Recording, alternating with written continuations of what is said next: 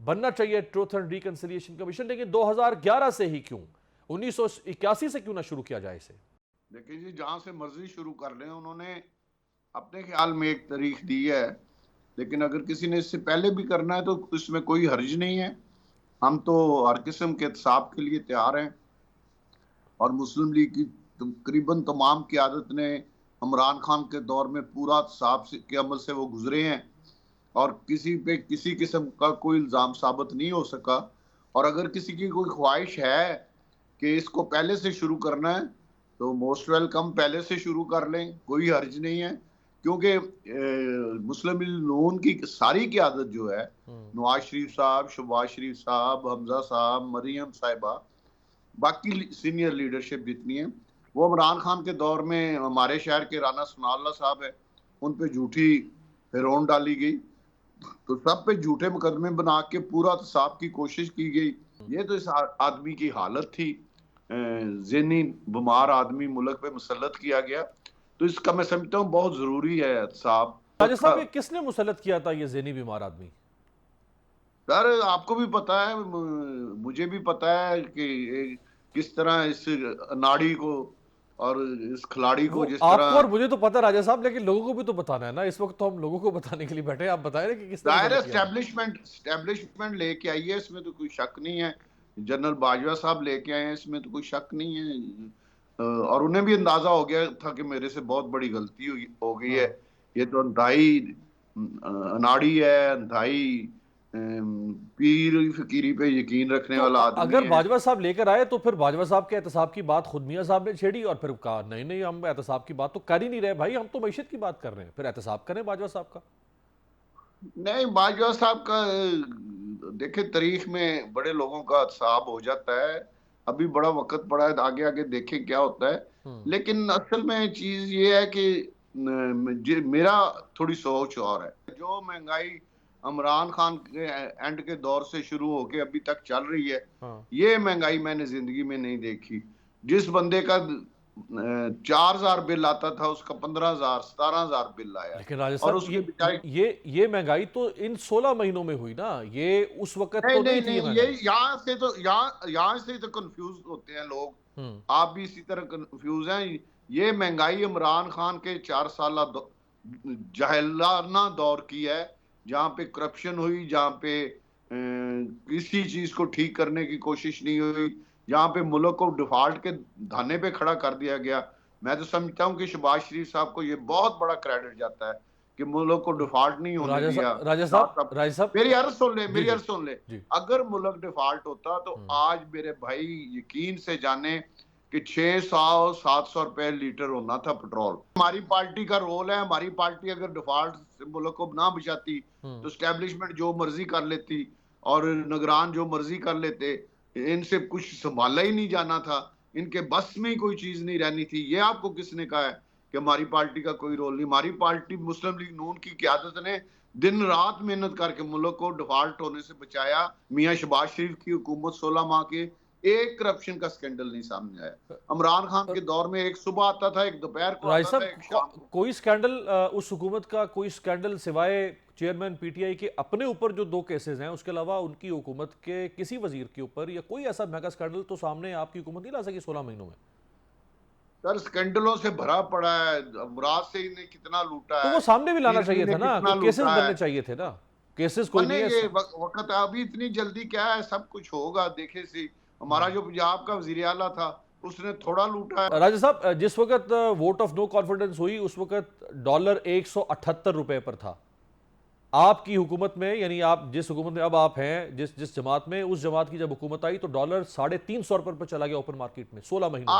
आप फिर कंफ्यूज करने की कोशिश मेरे भाई कर रहे हैं। मैं आपको कह रहा हूं कि ये सारी चीजें इमरान खान के गलत फैसलों की वजह से, जिस तरह उसने खारजा पॉलिसी में पाकिस्तान को तनाव कर दिया, माशी पॉलिसी में बेड़ा गर्क कर दिया, हर तरफ उसने बेड़ा गर्क कर दिया था, उसे समझ ही कुछ नहीं थी।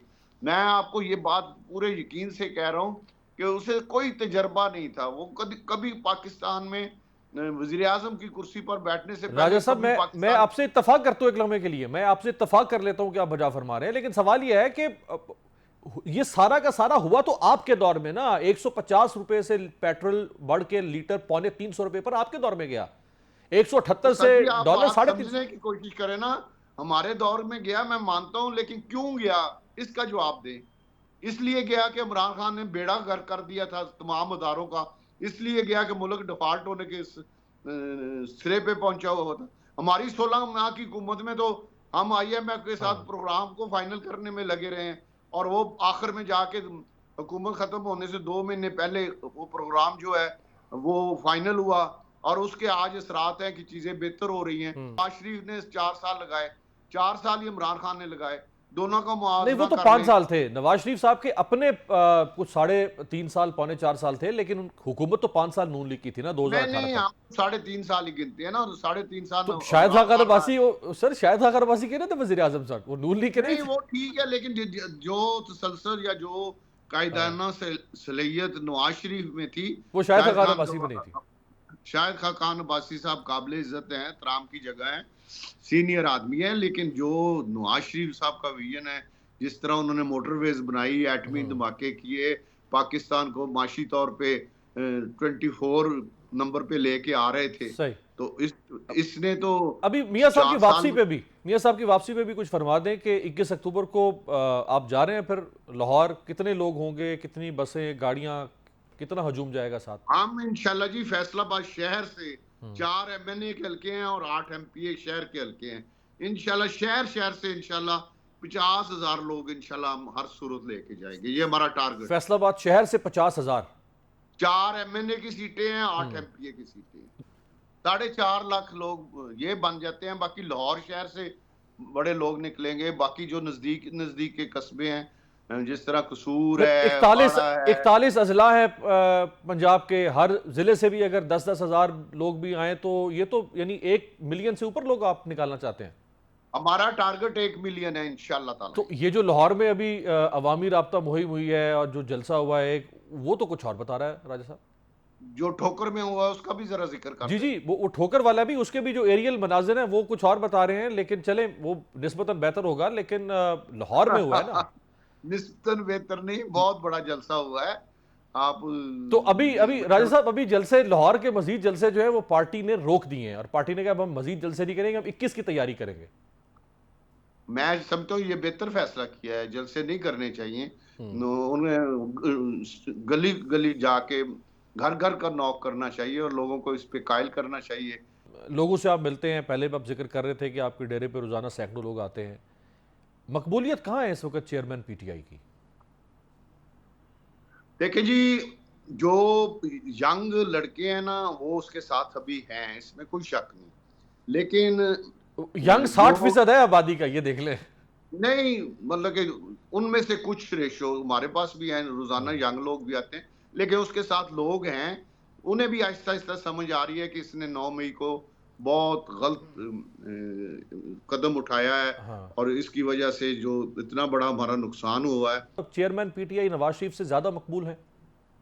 नहीं, सवाल ही नहीं पैदा। तो अब तो थोड़े से लोग उसके साथ रह गए, अब तो कोई उसका फैसलाबाद हमारे शहर जिले में एक आदमी नहीं जो उसके के लिए कोई बात करता हो, कोई टीवी पे आता हो। तो ये गैलप सर्वे, इप्सॉस सर्वे, ये तो कुछ और बता रहे हैं राजा साहब।